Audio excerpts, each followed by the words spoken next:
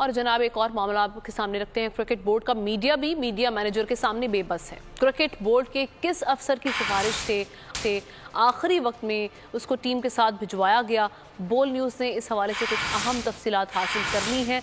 इसी पर बात करते हैं। हमारे स्पोर्ट्स जर्नलिस्ट अब्बास शबीर हमारे साथ मौजूद है। अब्बास, बताइएगा ये क्या मामला है?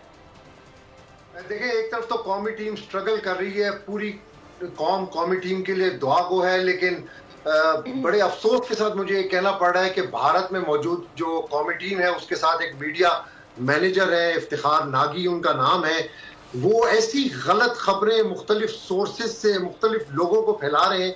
आज देखें कितनी बड़ी खबर उन्होंने गलत फैलाई कि अपने सोर्सेज से लोगों को कहा कि आप ये ट्वीट करें कि वायरल इन्फेक्शन हो गया है खिलाड़ियों को। जी। टीम का मोराल डाउन किया गया, हालांकि कोई वायरल इन्फेक्शन नहीं था। बाद में ये कहा गया कि वो एक सीजनल बुखार है कौमी टीम के खिलाड़ियों को और उससे कोई फर्क नहीं पड़ता।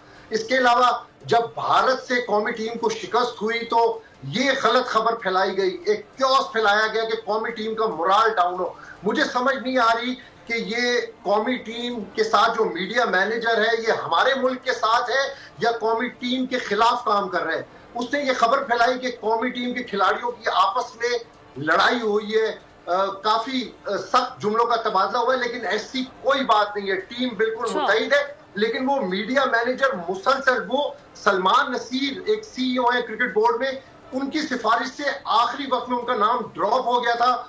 उनको आखिरी वक्त में उनकी सिफारिश से टीम के साथ मीडिया मैनेजर एक नॉन प्रोफेशनल आदमी को, एक प्रोफेशनल आदमी का नाम कटवाकर एक नॉन प्रोफेशनल आदमी को टीम के साथ भिजवाया गया है।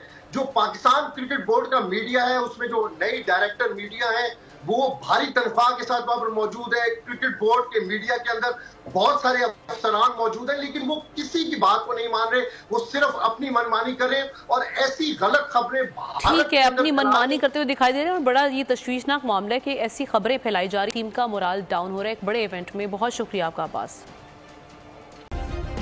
सब्सक्राइब करें और बेल दबाएं ताकि कोई खबर रह न जाए।